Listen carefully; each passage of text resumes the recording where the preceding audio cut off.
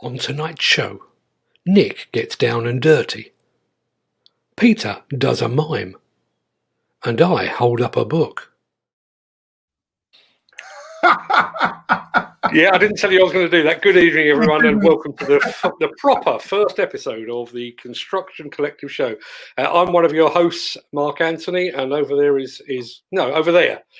Never worked that out. Over there is my co-host and friend Peter Haddock. We've got a huge amount of content to get through tonight, and our green room is more full than a digger driver an all-you-can-eat buffet. So if you've got any questions for any of our guests, please just drop them in the comments below.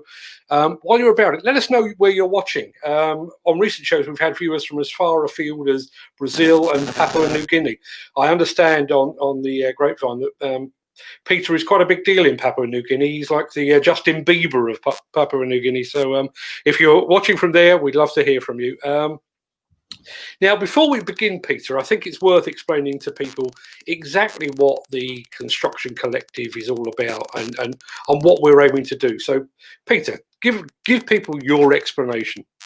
Well, basically, the Construction Collective it does what it says on the tin, really. It's a bit of a Ron Sill moment for me, Nick, Mark, because it's got you, Mark, and Nick Drew brought together so that we can actually join forces, creating content as we do, but actually sharing it together. So the Construction Collective is about bringing people together in the industry. It's about collaboration. It's about making sure we give a voice to the different parts of the industry. And it's about us coming together with our different skill sets and different actual areas of the industry that we work in to actually bring that information into one place so that we can share it with people, we can interact with people, we can be social with people, but fundamentally we can tell the positive stories of the industry and also make sure that we bring the news to people in a modern, exciting and inclusive way, Mark. And what we're trying to do in the lockdown is obviously continue to do all of that.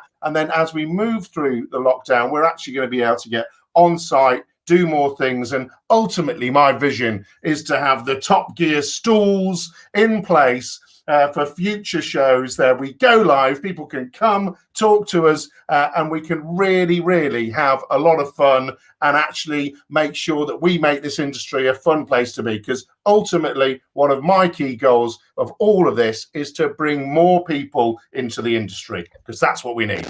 Hopefully that explains it well. There's absolutely nothing I can add to that, to be honest, apart from this idea of speaking to people. That's not really my game at all, but I'm sure we can overcome that. We've had a couple of comments in already. Good evening, Adam Cross. I think Adam's down in Exeter way. James is tuning in from Kent. Nick Drew is in the house and even more in the house a little bit later on as well. He's down in, I think he meant to say Devon, but hey, he's just a journalist. He shouldn't be able to spell his hometown, should he? I think it's time that we got our first guest on the show. Yes. Some people will know Rob Oliver as the head of the Construction Equipment Association. Personally, I know him as a fellow West Ham fan, long-suffering as we all are. But I think most people will know him simply as Mr. Plantworks. Let's get him on the stream and let's have a chat to Rob. Good evening, Rob. Hi. Hello, Rob. Hi, Peter. I'm in something called Modern and Exciting. That hasn't happened for many years, so it's good to be here. Right, Peter, I'm going to leave this one with you. I'm going to take myself out. You guys have a chat. Well, the reason why we wanted to bring Rob on today, folks, is obviously Rob has been working tirelessly throughout all of last year and this year as we've got the big things that are happening in the industry. And one of those big things is Brexit. And the other big thing is all of the other exciting things that are happening in 2021 that Rob and basically the CEA have actually been pushing through there. So the first thing to mention, Rob, is you've actually got a power hour on the 20th of January that allows people to know more about Brexit. But tell me initially, what's happening with Brexit? What do people need to know? And what's coming up then after Brexit for us? Yeah, but fine, Peter, you can call me Bob anytime. I won't give you the full Monty on Brexit, because that's like 188 pages of closely typed notes. But yes, you're right. We've been trying to do a CEA, a number of webinars and get-togethers for our members and others just to explain some of the intricacies of Brexit, because, as you know, last year was the so-called transition year, and the government gave us a couple of days to prepare for the new year in terms of agreeing the free trade agreement. And what we're finding is actually it's not been too bad. The feedback from members has been relatively quiet. Couple of things that have come up, things like rules of origin for those of you that are exporting and need to fill in the correct paperwork. And also there's still a little bit of mystery around dealing with Northern Ireland, either if you're shipping out or shipping into Northern Ireland, because they have their own special rules. But what we're going to do next Wednesday, 20th, I think it's 1 o'clock, our webinar, we're going to look at some of those issues and try and just flesh out some of the detail there. But we're open 24 hours, so we're fielding questions and ideas all the time from our members. And it's really important, isn't it, that we get this equipment moving around and into the UK as well, Rob, because that brings me on to my next big thing, because we've got a small project that I've been talking about for a long, long time, and it's really kicking off this year big time, and that's HS2, isn't it? And we need to have the best possible equipment, and there's a real need for a lot of that equipment to come into the industry, isn't there? What's your thoughts on HS2 as an enabling project as well? Well, you know, this is the great flagship, not just for the UK, but it's the biggest construction project in Europe, and as we both know, this is scheduled to last for something like 20 years.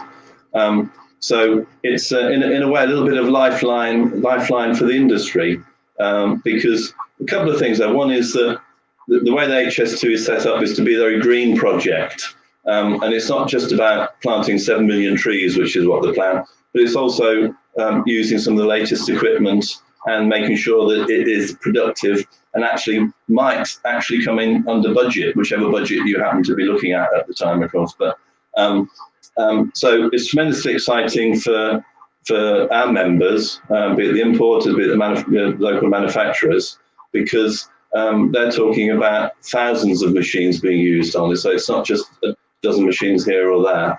And as we know, there are 20 different sites that will be live during the course of the project. So it really is all embracing. So it's really important for our members. And we're working very closely with HS2 on 1 or 2 projects. And I think, Rob, what's really interesting for me is that you have collaborated in such a way that HS2 has taken on board the new emissions standard and identification from CSAR. And I know they've worked really, really hard with the industry, but also with the big project players to actually bring in the emission standards. And that's going to make a huge difference, not just to HS2, but to low emission zones and to the identification of this equipment, isn't it, Rob? So please tell me a little bit about that.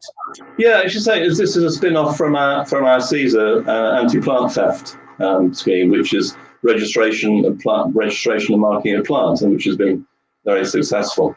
And we engaged with the air quality people at HS2 probably 2 years ago now, because like a lot of low emission zones, and we see that in London and metropolitan authorities up and down the country, they were keen to make sure that they had the cleanest in terms of the environmental impact of the machines coming on site.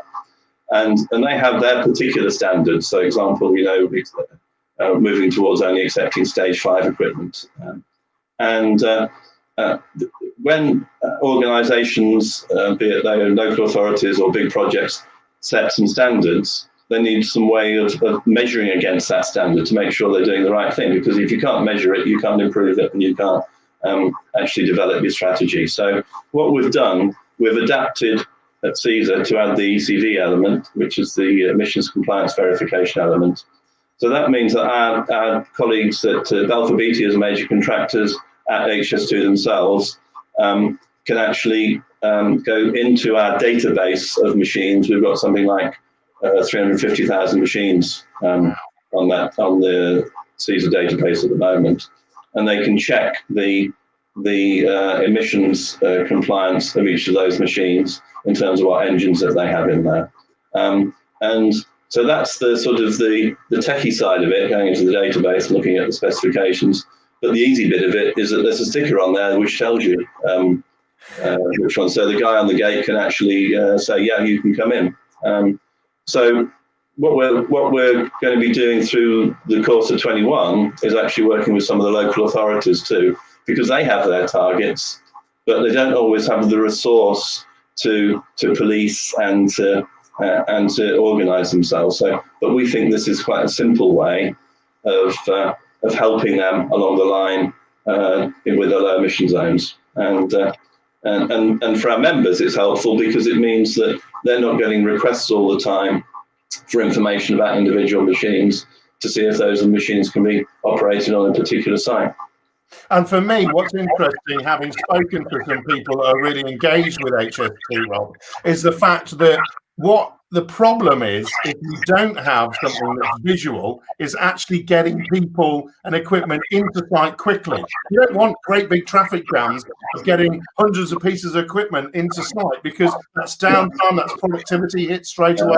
It's visual, it's straight through. It's, you know, you can scan the QR codes and all the rest of it on these stickers as well. Exactly. Yeah, we don't want Dover 2 happening at an HS2 site, that's for sure. So yeah, and that's great. And Rob, of course, we've got not just equipment, but we've got new technology coming into the market, and new technology that's embedded in equipment as well.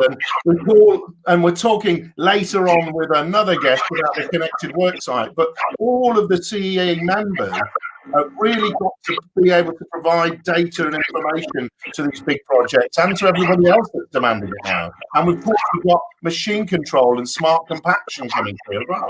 Tell me a little about your thoughts on that.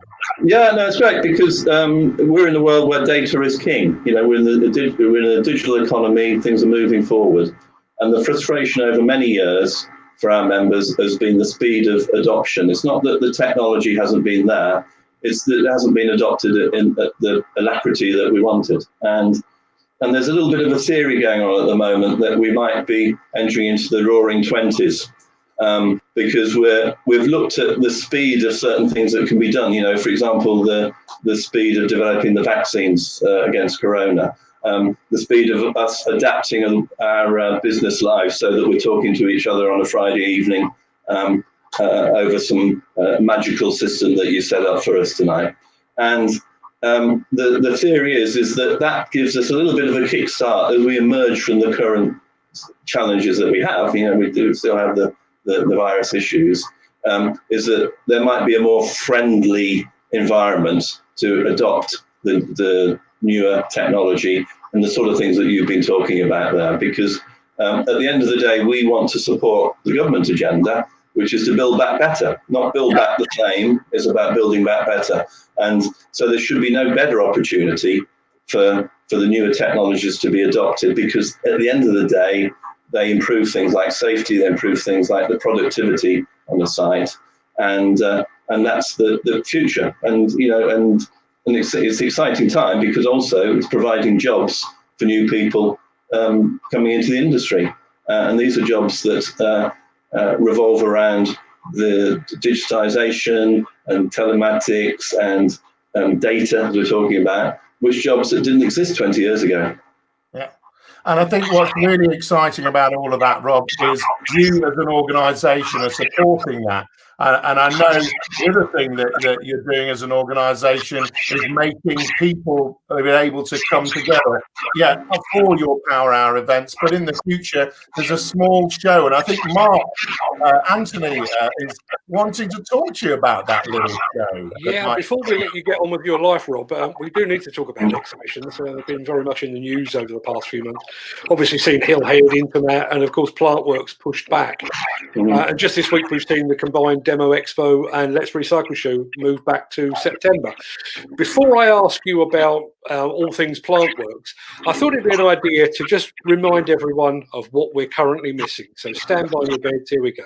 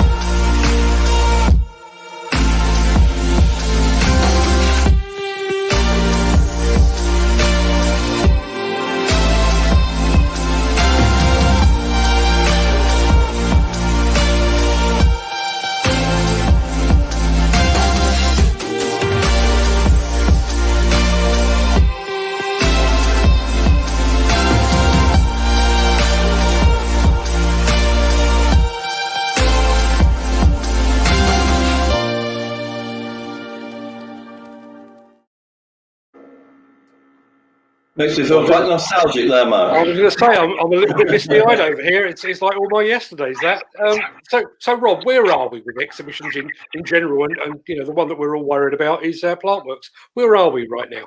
Yeah, well, of course, last year was such a rubbish year, really, wasn't it, for events? It was, certainly from our point of view, we didn't put any conferences on. We had hardly any meetings.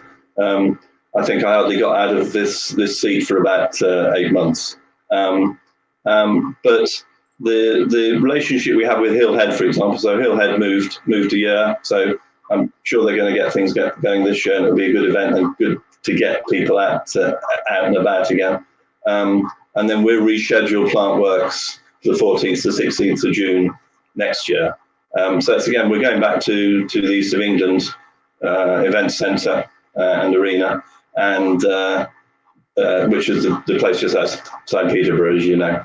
And we've got a good relationship with them, so we're geared up. In fact, we were geared up to go for this year, but we just had to put the brakes on rather suddenly. No, absolutely.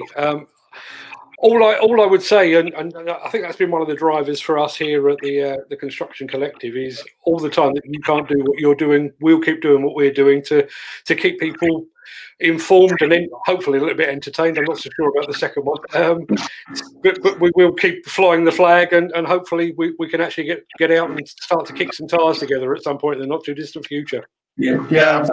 I think on a sort of really serious point now, Mark and Peter, is that we also know that at the East of England, at the venue there, that they've already put shows on last year when the virus was around. So they were able to put on some outside shows and given permission to do that with the local health authority or whatever. So we very much hope that the virus is going to be in our rear view mirror next year, and we don't worry about it. But if there are any issues still remaining, we have the facilities there to deliver a good show. So, but hopefully we're going to deliver it. We'll deliver it on time because we've got the dates. We'll deliver it with a lot of people because they'll be anxious to come out and see what's new. And we're also going to guarantee once again that it's going to be good weather. Before we let you go, Rob, can we have that in writing? Yeah, exactly. Well, unfortunately, there wasn't enough room in the terms and conditions, I'm afraid. So, Rob, I just want to say to you that Plantworks 2019, that's when I started my business, and that's why we're here today, because of that show and the contacts I was able to make that supported me to continue my business. So I've got a very good spot for Plantworks, and what a great show. So thanks very much for your time. Right, Rob. Okay, have a good rest of the evening, guys. Thanks, Rob, and good luck for Burnley tomorrow.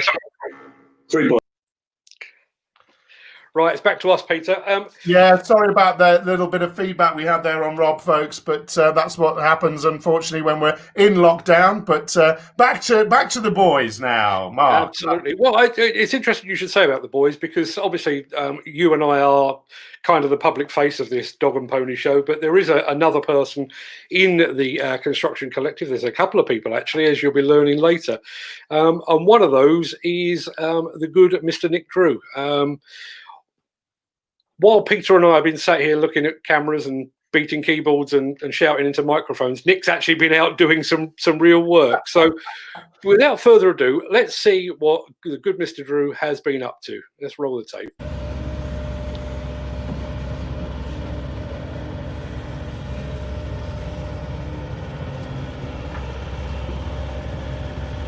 Hi, it's Nick Drew. Well, I'm just a stone's throw away from where I live here in the beautiful village of Lifton in Devon. And I've come today to see Ionic Groundworks Limited, who are a brand new company who've just started up, and they're just here smashing it out. They've got all this new kit, and it's great to see. And I'm joined by Luke Gilbert, who's the Groundworks manager. Yeah, tell us a bit about the company, how it came to fruition and all that. Well, the company's been running since beginning of September.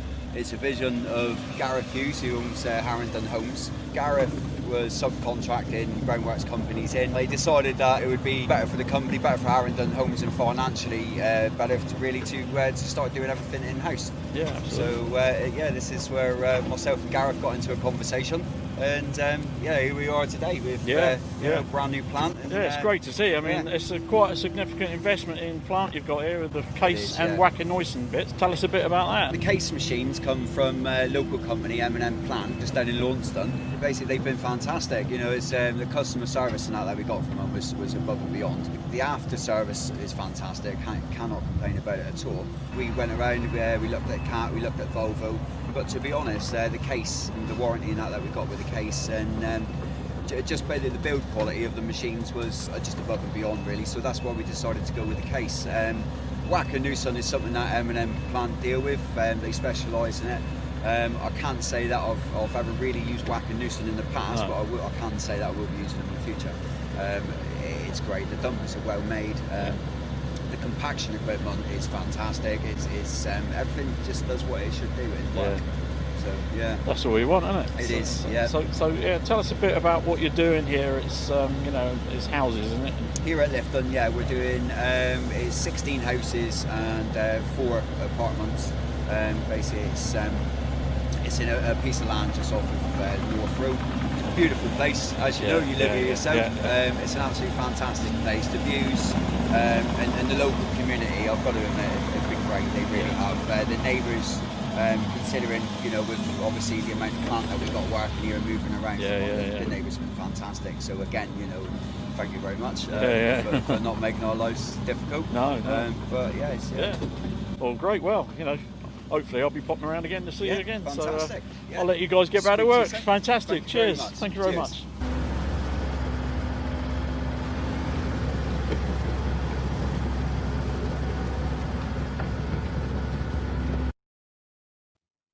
Well, nobody does it better than Nick Drew, Mark, does he? Do you know what I mean? Getting out there locally, supporting a business. Brilliant. I was waiting for the trademark thumbs up. Never came. I don't know whether that ended up on the cutting room floor when he was editing the film. He got himself off too early, I think he liked that fact of the really cool case moving in the background. That was his thumbs up. Because it's the money shot, absolutely. Yeah, exactly. Fantastic. Brilliant.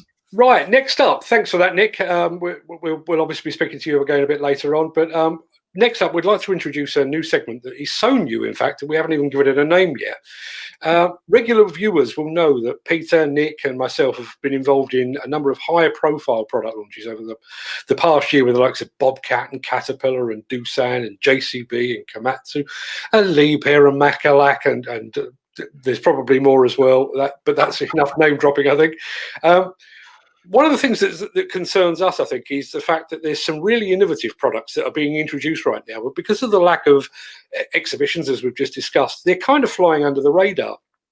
But we've got a platform, obviously, with this show, and we've also got a global audience to try and give some of those products their moment in the sun. So with that in mind, I'd like to give you a very quick look at the new shaft screener from Italian attachment manufacturer MB Crusher. Let's take a look.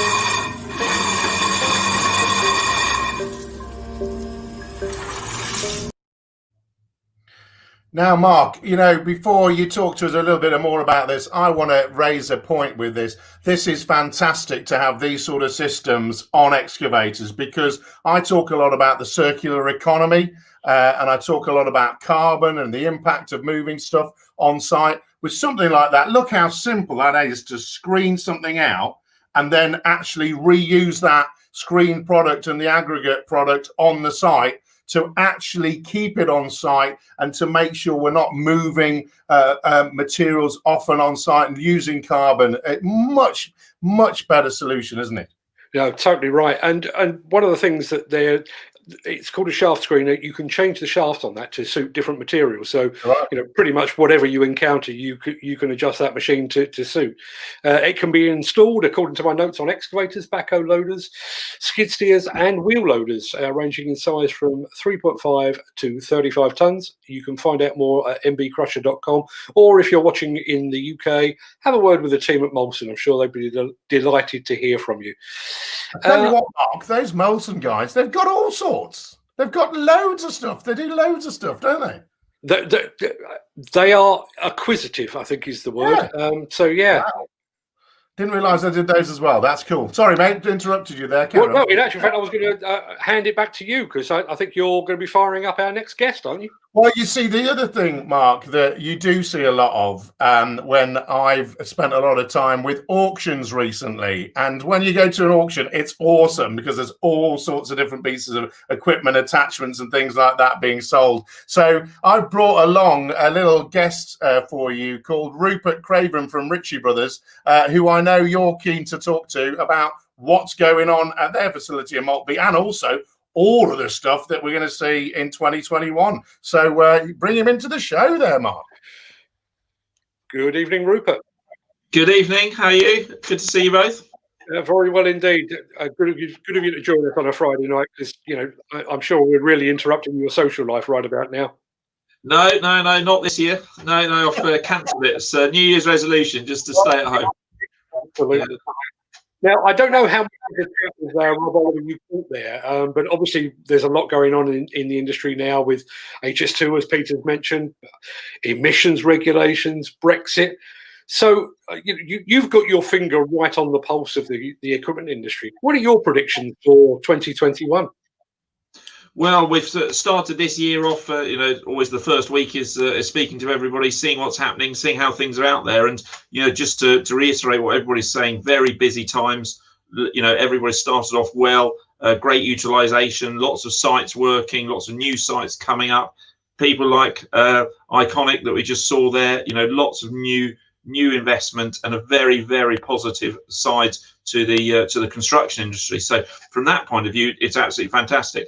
From the point of view of actually moving machinery and changing it, I think there is a real demand for new machinery coming in, and I think supply can be a bit of an issue from some manufacturers on that, and that has an impact on us because if new machinery is not coming in, old machinery is not going out.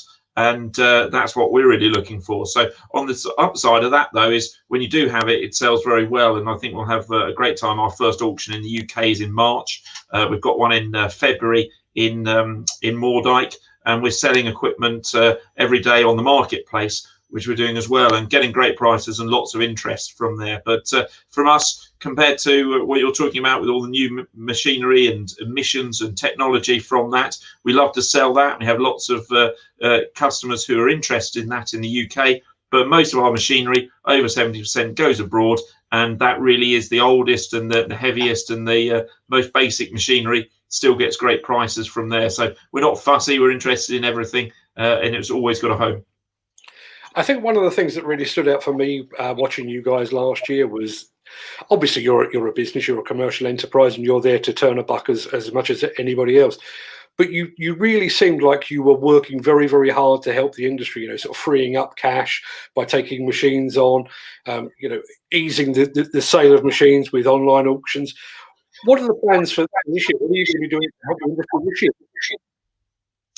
Well, very much in the same way, we want to do business. We want to do business with the customers out there, and it's just making sure that we're giving people the right option of what they need, not what we want to sell in that way. I think that's the most important thing for anybody out there, whether you're selling a service or a product. You should really be selling what the customer wants, not what you want to give away in that way. So what's most important now is getting the machinery bought. We're out there, we're making offers on machinery every day. We're out there trying to buy the machinery to bring it in. We can sell it through our auction, but it means that we can get money straight out to customers, let them turn that money back into new machinery or to other capital investments they need to do and move on quickly, because I really do feel time is of the essence at the moment. And yes, we've got an auction in March, but that doesn't suit everybody. But we can turn that machinery into money today from that. So that's the main message coming from there. As we get closer to the auction date, we can offer different solutions from that. But it's really making sure that we're answering the customer's questions rather than what we've got. So that's probably basic, isn't it, as we go through.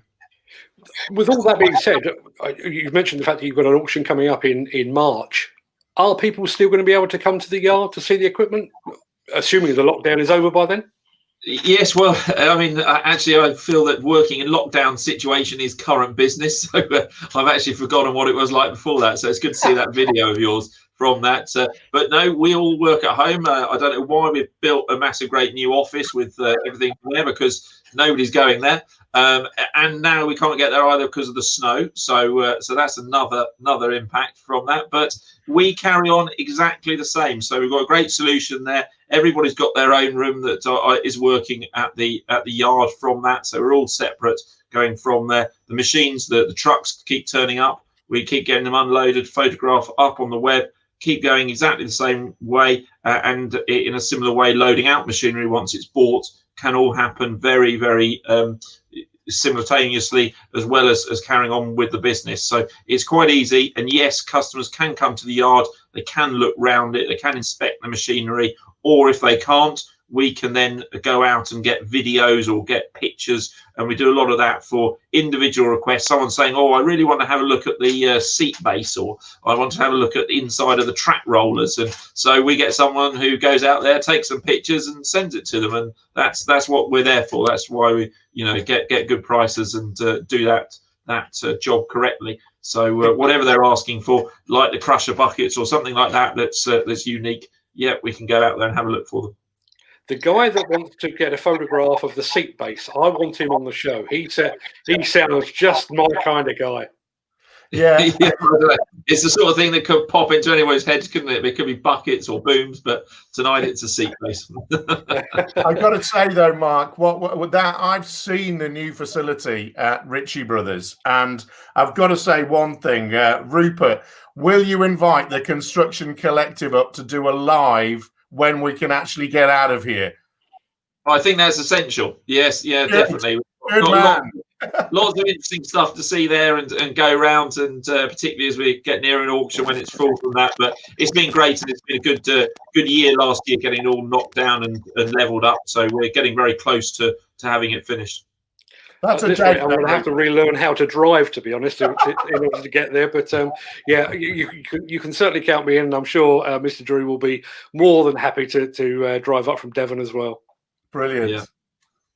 Before you go, Rupert, I just want to say a very quick thank you. You've been a supporter of these shows.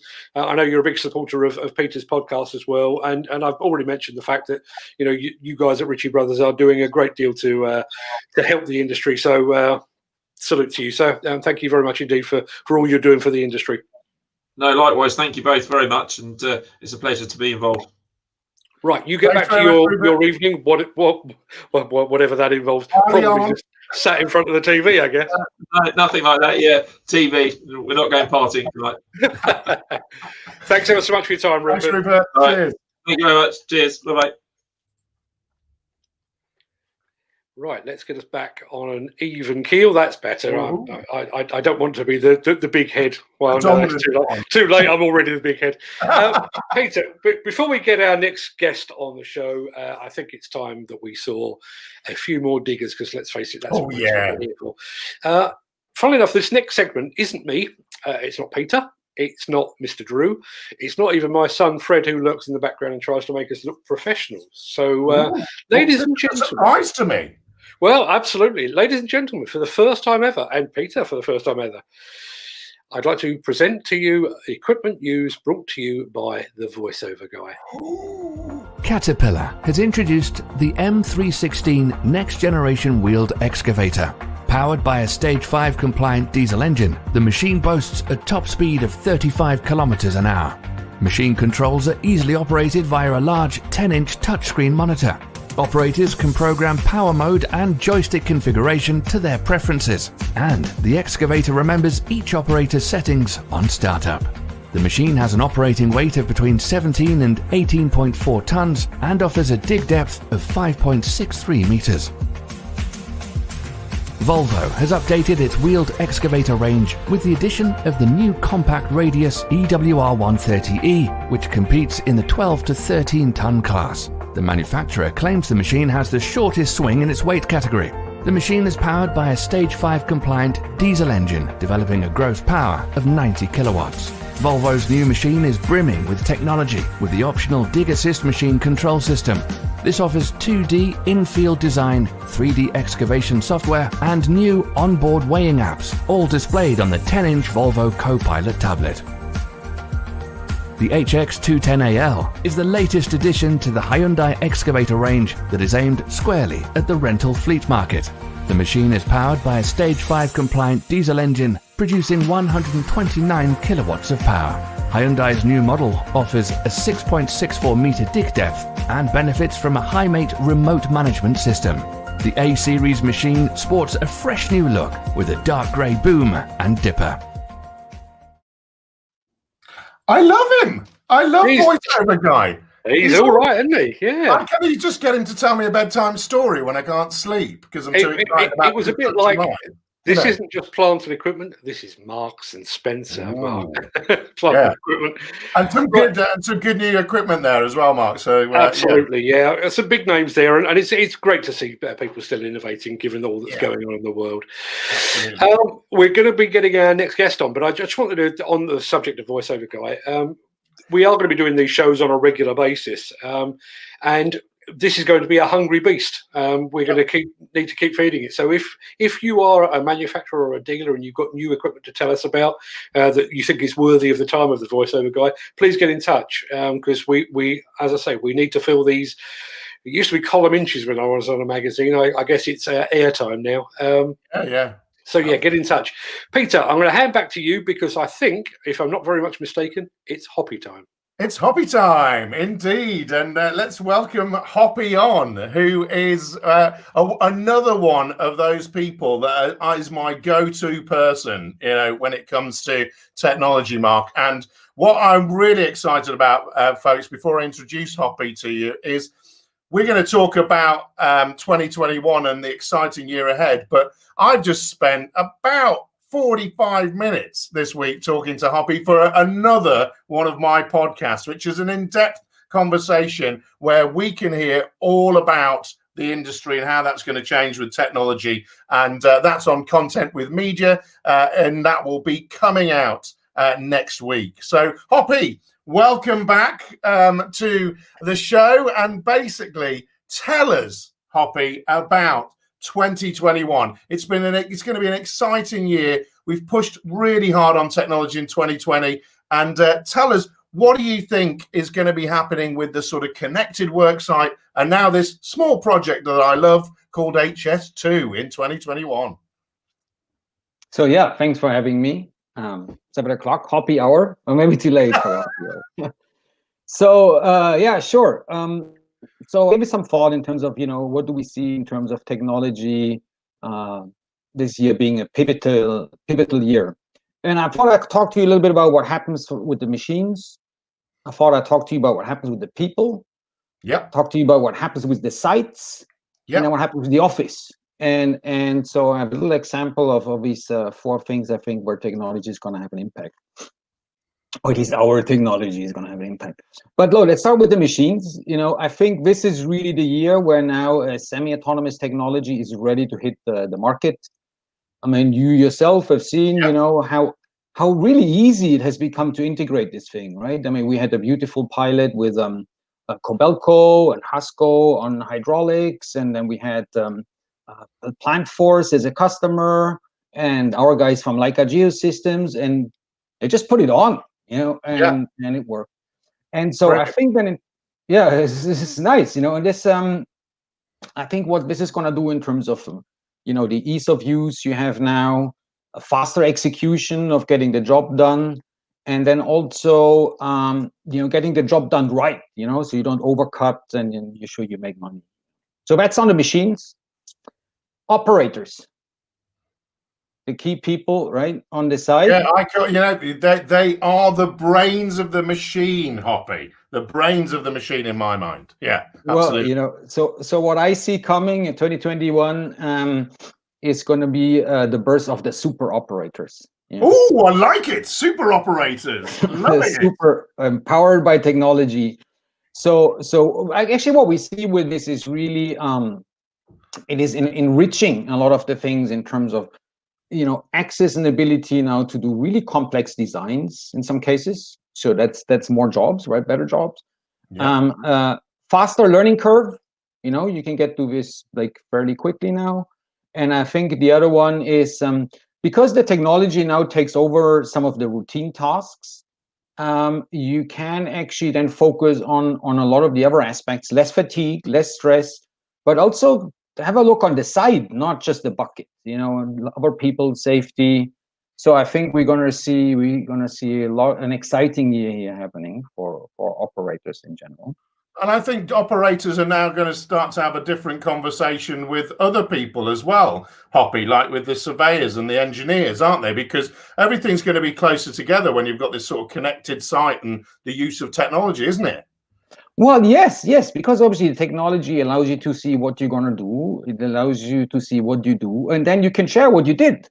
And so I see like a whole community of operators sharing their designs, the next generation gamers, and say, look, here is what I did, here's what I'm going to do. It's going to be a lot more collaborative in terms of this data exchange, and the model exchange actually allows people to be really creative and do cool stuff.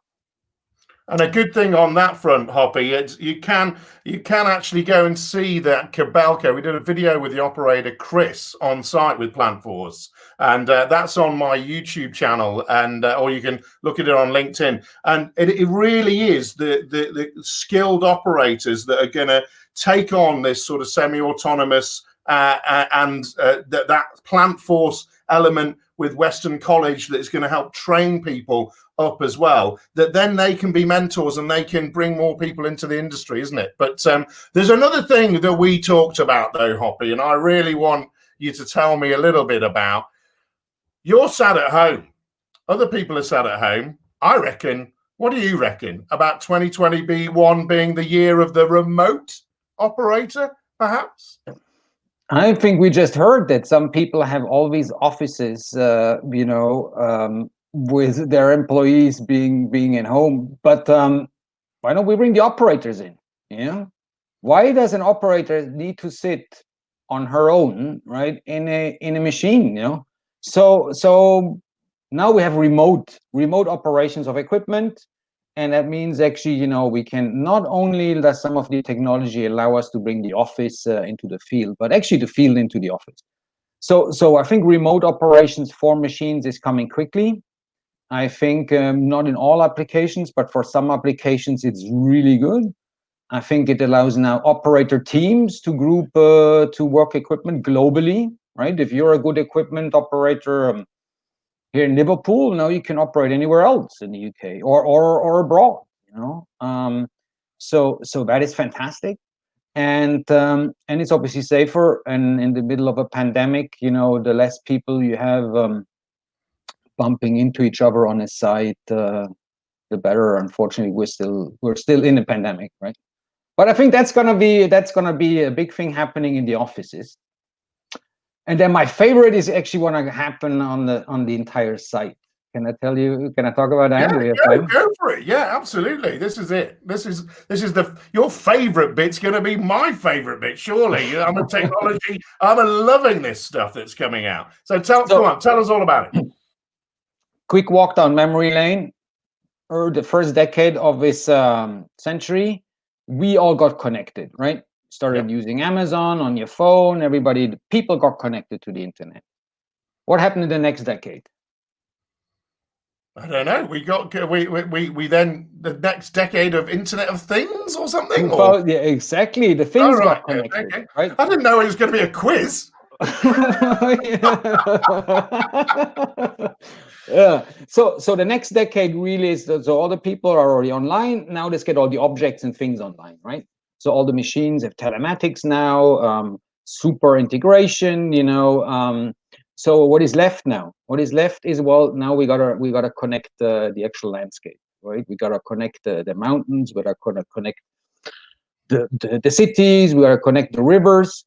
Now, how do you do that? You can't really put a chip into a river, but the technology to digitize a river or a mountain or a site or a hill or a rock is you actually read it. So the way you read it is now 3D scanners, scanning technologies, LiDARs increasingly allow you now to scan the landscape. That information then can be put into systems, it can be put into machines. The machine knows what does the terrain look like right now, what it's supposed to look like. You can now bring man, machine, and material together.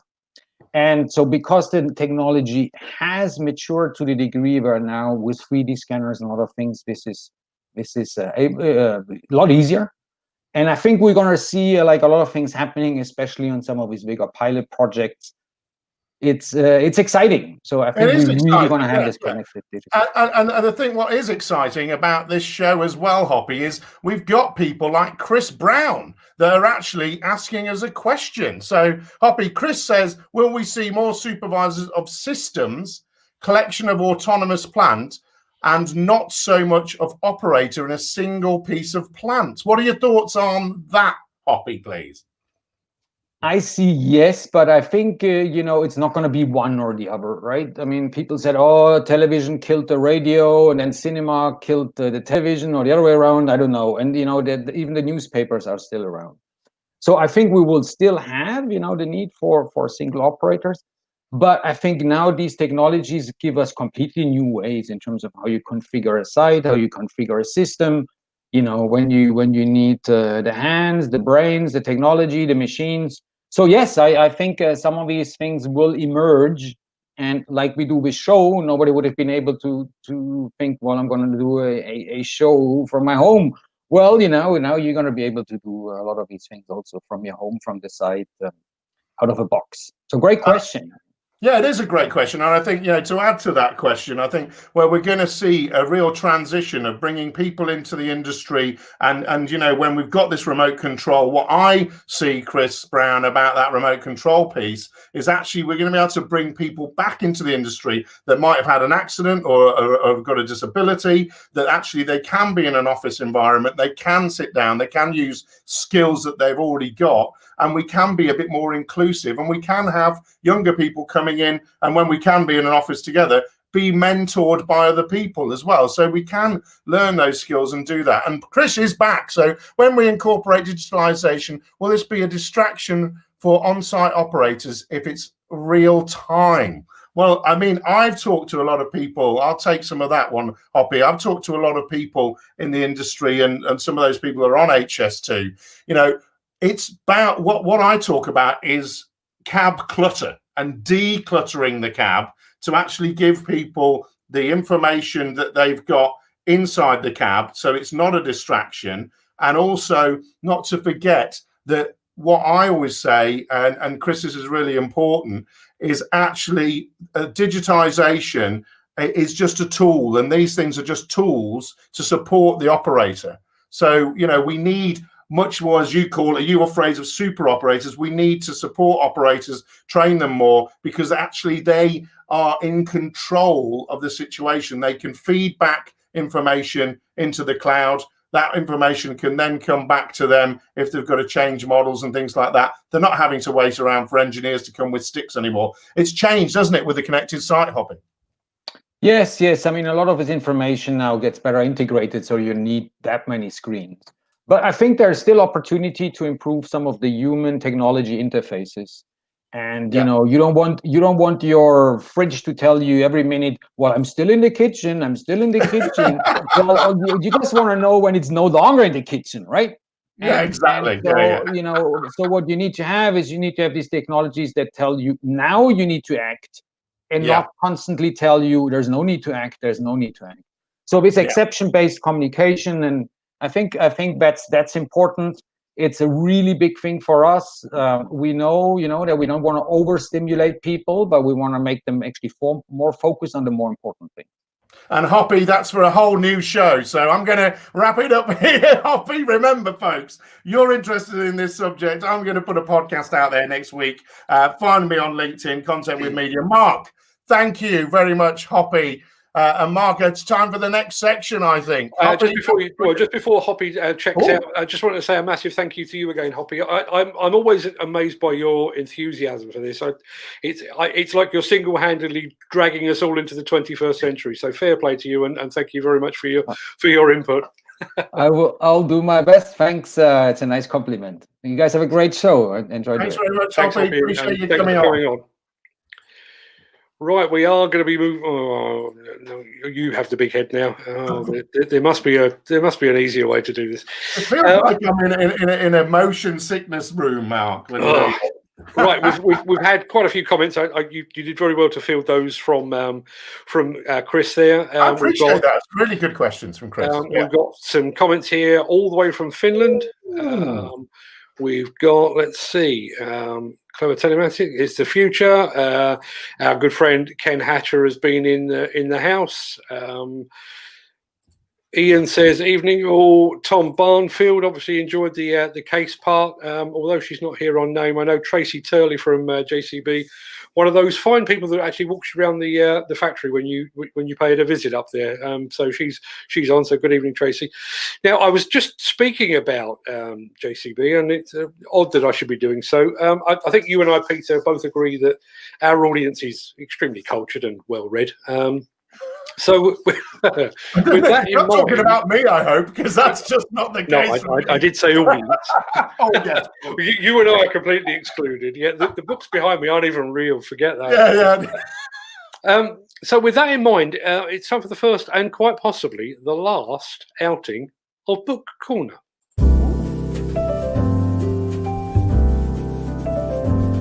On Christmas Eve last year, I received a copy of a book from JCB.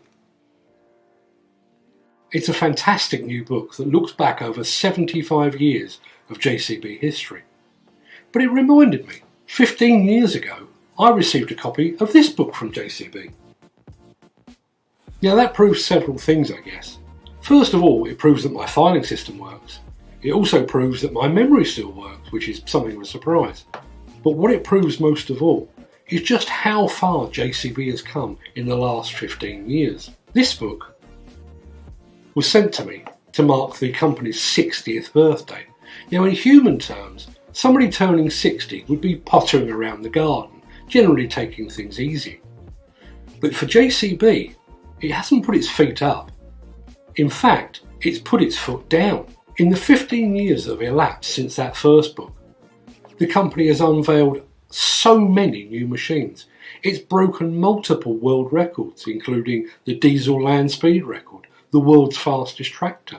It's unveiled revolutionary new machines like the Hydrodig, like the Teleskid. The company has launched entire new lines of electric powered machines, and it's unveiled a prototype of a hydrogen powered machine. That last 15 years of JCB's history really marks a renaissance for a company. But it's a renaissance that gives me a personal problem. You see, a few years ago I wrote a book called Renaissance, Why JCB is the Apple of the Digger World. And in that book, I looked at how JCB has become a past master of taking a proven product and making it better. Like how it took the wheeled excavator and came up with the Hydrodig. Now obviously, that way of innovating borrows from the Apple playbook. Apple didn't invent the MP3 player or the smartphone or the tablet computer, but it took all of those ideas and perfected them, made them sexy and made them cool. And that's exactly what JCB has done. But, and it's a big but, if you look back over the last 15 or so years, Apple, a company that we've come to consider as a world-leading innovator, has launched the iPhone, the iPad, AirPods and the Apple Watch. Now yes, it has improved all of those over the years, but that's 4 or 5 brand new products. Now compare that to JCB, with the Hydrodig and the Teleskid, and earlier this week, the Pothole Pro. The company is pioneering electric powered machines. It's entered the access market. It's entered the site dumper market. The more I think about it, the more I think I might need to revisit that book. So rather than being called Renaissance, why JCB is the Apple of the digger world, maybe it should be called Renaissance, why Apple is the JCB of the tech world. Oh, I like that. Play with words, Mark. Absolutely. And, Kenneth needs to know what boots you've got behind you, mate. Well, it's funny you should ask, Ken. They are Caterpillar boots. They accompanied me all the way to Japan and all the way back, and have never actually been on my feet. I've got a very, very, very dirty pair of JCB ones in the boot of the car, but those are cats up there.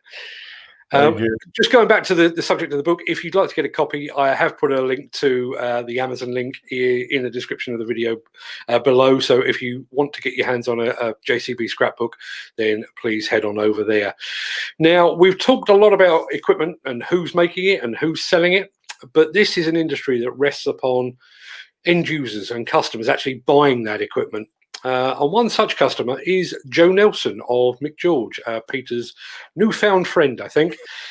Peter spoke to him earlier in the first ever Who's Investing slot. So, Peter, you take a sit back and let's see what he has to say. Hi, I'm Peter Haddock, and welcome to another edition of Who's Investing? And Who's Investing is all around who's investing in the industry at the moment. Who's investing in not just equipment, not just technology, but people, skills, and other things to help this industry move forward. And this Who's Investing slot is actually sponsored by used equipment specialist Ritchie Brothers, and that's great because Ritchie Brothers can actually sell you used equipment to get cash available for you to invest. Now, one of these people that is doing really a lot of work on how to invest in the industry joins me today. That individual is Joe Nelson, and Joe Nelson is contracts director, also in charge of plant for Mick George. And Mick George have been doing some incredible work. I went onto a huge site, 1.2 million cube Magna Park earlier this year.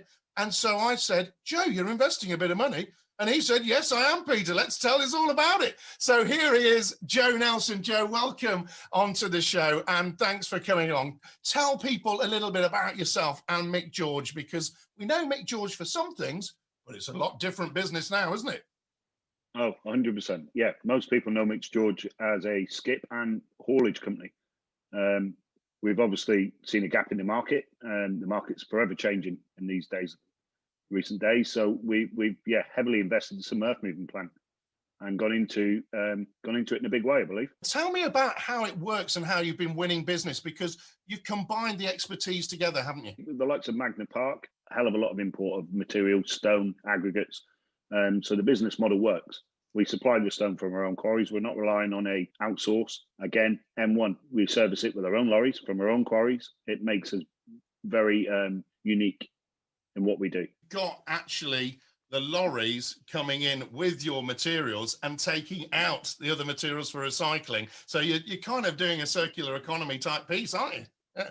Oh, 100%. You very rarely see an empty Mick George lorry. We load them in, we load them out. Where, for example, on Magna Park, there is no materials to leave site, but we will tie that up with a job local that they'll tip stone in our job at Magna Park, and they'll go to another job to return with muck to the quarry. So this is all about investing, this slot, Joe. You've been spending a bit of money, haven't you? What have we been spending money on, and what are you investing in fleet-wise, obviously, but also partnerships and collaboration seems to be a big thing for you. This summer we've bought two 75-ton excavators from Volvo. We've bought a couple of 50-ton excavators. We've invested in 16 new bell dump trucks. We've also bought 6 new Cat D6s. That was solely for Magna Park. On the M1, we've bought 8 zero-swing 25-ton machines and a 35-ton. Invested in steel wrist and Encon buckets because of the complex detail in the M1 and some of the step details. It made sense to have the versatility of that bucket. Heavily invested in GPS. You've got, therefore, the combination of all of that equipment and the engineering teams to support it as well. When you're creating the models, then you invested in that surveying side as well. Yeah, so we've also invested in a micro drone, which we've trained some of our surveyors up to drive, or to fly, sorry, rather than drive. Well, indeed, yeah. Yeah. and that gives us a capability to survey much bigger areas in a much quicker time. Because we now run all GPS plant, we've invested in some Trimble Foreman kits. They can walk around with the tablet and have the capability to see the model, the depths, the cut, the fill, without dragging the machine over, stopping the machine doing production and having a look. All of that investment is significant. We're talking a few £1 million, aren't we, Joe? I would say last summer we probably invested in something like £5 million in plant and equipment and survey and software. Mick George, you're looking still to expand, aren't you, and still to grow your reach and also your capabilities. There'll be investment heavily in stabilizing this year, with also the technology to go with it. Joe, we're going to have to cut you off on this section, but don't worry, folks, because I'm actually going to go into depth, not as deep as the huge borrow pit at Magna Park with Joe, but I'm going to be doing a podcast with Joe as well, where we're going to go much deeper into all of this investment and the future of Mick George. I'll put a link underneath this section for that. And Joe, we're going to go and switch over to doing a bit of podcasting now, because we're going to have to invest some more of your time in telling me all about what you've been investing in. So thanks very much, Joe, for this slot. And that's Joe Nelson, the contracts manager for Mick George, in our slot of Who's Investing, sponsored by Ritchie Bros, the used equipment specialist. Thanks very much, Joe. Thank you, Peter. And what a lovely guy Joe is. Yeah. It's interesting. I mean, it's funny. I kind of know Mick George from their recent work in the demolition sector. So to see them doing that sort of thing, I mean, that's it takes a lot of investment, as you've rightly said. Yeah, you know what? I was amazed when I went to Magna Park. I went to that site, just incredible. And collaboration from their point of view. They had Sirius Group with their scrapers, powered by their Volvo trucks, stage 5 trucks. They basically had Flannery helping them out as well, and they're partnering with other people like Lynch elsewhere. They've come from literally nowhere in my eyes. I didn't realize, and now they're on the M1. They're doing lots and lots of different things, and what a nice bunch of people they are as well. But some serious heavy investment there. So brilliant. Thanks for that part, Mark. No problem. And I would urge people to go and check out Peter's podcast, not just that episode, although that is a very good one because I've heard it. But look out for Content with Media on iPlayer or wherever else you get your podcasts. We are getting close to the end of the show, Peter, and I can tell because I can actually hear my stomach rumbling through the microphone. Before we wrap things up, I think it's time for another quick introduction. We've already mentioned at its core the Construction Collective is us two, Nick Drew of the Digger Man blog and my son Fred, who insists remaining very much behind the camera. But if you're watching our show earlier this week, you'll know that we also like to call upon our friends and our contacts and our connections for their expertise as well. On that occasion, it was the addition to the Construction Collective was Mike Wolf of World Highways, who knows roads inside out and back to front as well. So he was best placed to talk about potholes and road repairs and that kind of thing. But with this industry becoming increasingly reliant upon technology, we sense the need for another member of the collective who could help us understand all that technology that's coming and its likely impact upon the sector. As you're about to see, I think Peter has found just the man for the job. Hi, everyone. And the next slot we've got is super, super exciting because we're joined by the new resident operator-led expert. It's a big hi, Dale, from PlantForce. Dale is the digital manager at PlantForce, but he's somebody that I phone up myself and go, Dale, tell me how this works for the operator. Technology, safety, all those things. Dale, say hello to everybody. Hello there. Hello, Peter. Thanks for having me on. It's no problem, Dale. The live show's all about the listeners, the viewers of the show. And what I've really understood is the need for them, operators in particular, to have somebody to ask the questions to that matter. And you're that person, Dale. So tell me a little bit why you're that person and why I ask you for help on loads of occasions. I've got the operator background, so I've always been involved in, state-of-the-art technology in construction, training, GPS, and I've been lucky to work through my career with a passion for technology.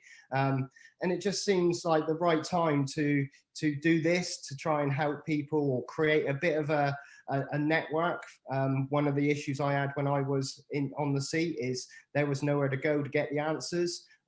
So hopefully by doing this, it's a bit of a collaboration or a bit of a consortium of where people can go to try and get the answers. I'm not going to know all the answers, and I can say that straight from the start, but one of the good things I have got is a very good network of people around me that I go to, just as you come to me, to get the answers and to put people in the right direction moving forward. And I think that's really important, Dale, because, you know, there are a lot of people that are worried about technology. They're worried that it's going to be taking their jobs, or they're worried that they're not going to be able to use it. But you've been through all of that, and you've been through that cross platforms across the industry, and in your role as digital manager for PlantForce, well, actually the digital manager role is actually looking at everything that's out there to bring that into PlantForce, and you're testing stuff all the time. And the other thing, folks, that you might not know, but Dale has been working tirelessly on collaboration, not just through PlantForce and its customers, but actually in the industry. And they've helped set up, Dale, a huge collaboration with Western College. So take training into a college environment, not just for young people, but for everyone. Tell us a little bit about that and why that's important. So obviously with the technology revolution, you could call it, we needed to look at training. The industry's going mental. The operators are very good at what they do, but they seem to be getting a little bit left behind when it comes to the technology side of things. So we've looked at creating a training school or a centre with Western College, which is a bit different. It's using state-of-the-art new machinery, simulation, e-learning, brand new sort of GPS equipment, which gives the operator a better insight into the technology, and with it being technology focused, they get a better end result, and it's working really well.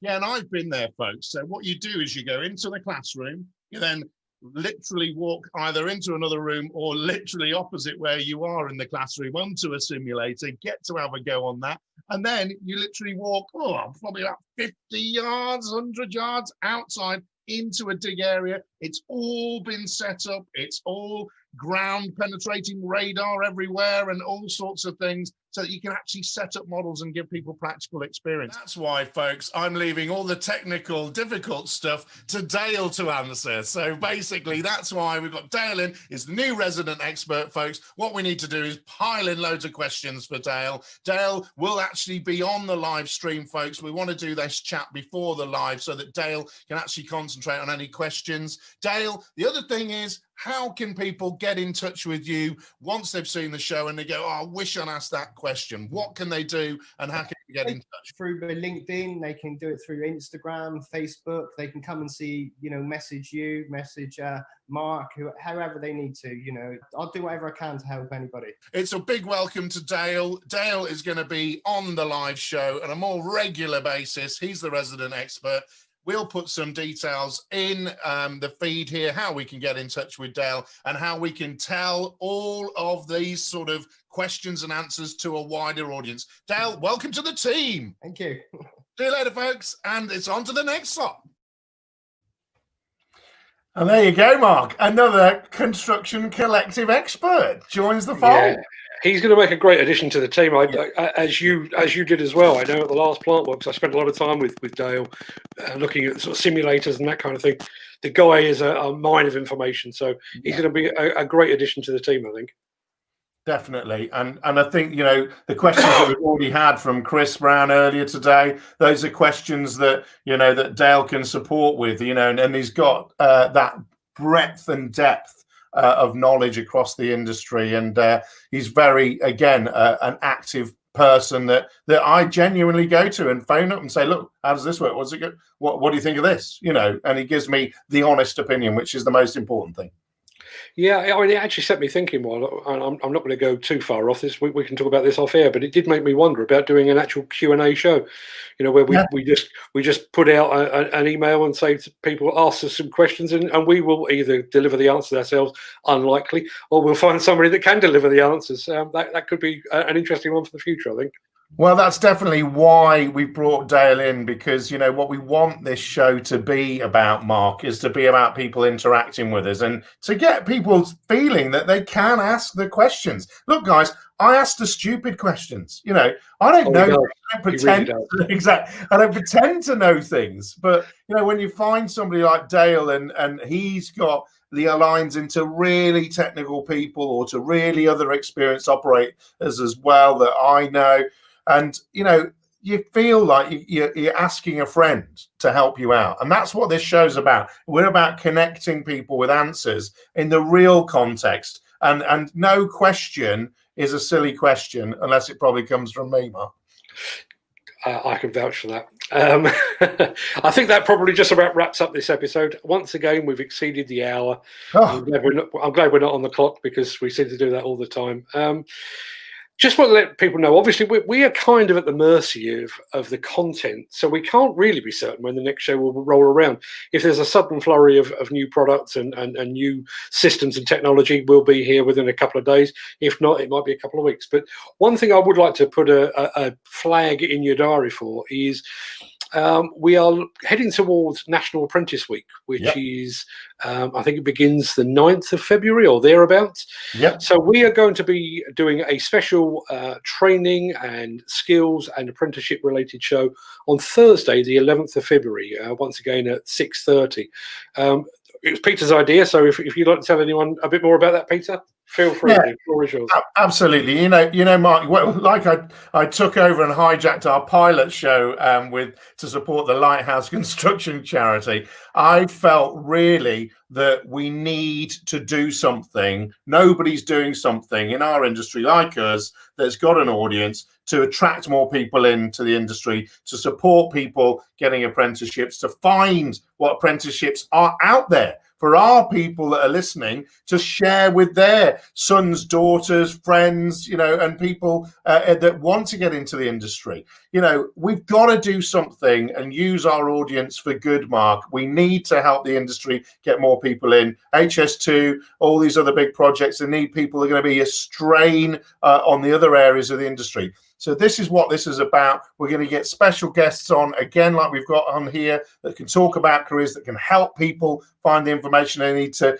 get that apprenticeship, to find it and all the rest of it. And, you know, I've done a lot of work with the West Midlands Combined Authority as well. And, you know, what we're trying to do is actually bring that together and make this industry a little bit more exciting for people, but also in the recognition that if people do want to shift their career, say they might have unfortunately lost their job in this terrible time, then actually they can look at the skill sets they've got, they can look at what's out there, and hopefully we can encourage them to come into our industry, because we need great people.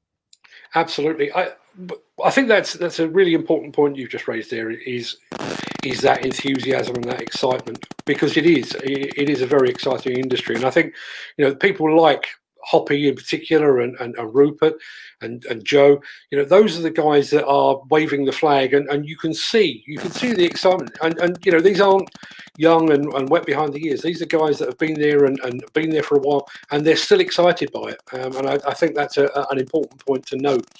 I think that about wraps it up for the final show. Any final thoughts, Peter, before we sign off? Well, thanks very much, everybody, just for coming on, listening. Thanks, Mark and Nick, for actually encouraging this to actually happen. You know, this is new to us, folks. You know, I've known Rob Oliver for a long, long time. I'm just calling Bob. That's nerves, folks, if you want to do it, because, you know, I'm really passionate about this sort of stuff. I want to make this a success, not just for us, because we can chat to each other in any space, Mark. This is not about us. This is about the industry. You know, I've worked in this industry for a long, long time. You've worked in it for longer. You know, I'm passionate about it. You're passionate about it. Nick's passionate about it. Let's just help it become better. Let's help more people get into it. Let's have some fun, you know, because God, oh God, do we need some fun right now, you know? But we're here, you know, and we're here to help the industry, and we're here to help people on the broadest spectrum. Totally agree. I would echo that 100%. Personally, I'd like to say a huge thank you to our guests, to Rupert, to HoPi, to Joe, and to Bob Oliver. I'm going to get chopped for that, Mark. For henceforth, he will be Bob Oliver. I can't believe that. I'd also like to say a huge thank you to, obviously, to Peter, to Nick Drew for actually getting the high vis on and doing some work there. Welcome on board to our big new name signing, Dale Hawkins, and to my son Fred for helping piece all this craziness together. Yeah. But thanks, I think, chiefly to yourselves. Thank you for being there, for taking part, for posting comments, posing questions. With the country still in lockdown, I've got to be honest with you, I would probably broadcast whether there was anyone listening or not. But it is a lot more fun when there is actually people out there. So it has been an absolute pleasure. We've had another comment there. I haven't read it, so I hope it's clean. Nick was the best bit. Oh, it's the Nick Drew fan club strikes again. Oh well, there we go. Again, I do appreciate you being here, and you are a regular viewer, so I really do appreciate it. So I think that's it. I think we should call it a day. That's an hour and 15 minutes of our time that we're not going to get back. So until next time, stay safe, everyone. Thanks for watching. Thanks, Peter. Have a great evening. Have a great weekend, and we will see you again very, very soon indeed. Thanks ever so much, everyone. Look after yourselves, stay safe, and tune in to the next time.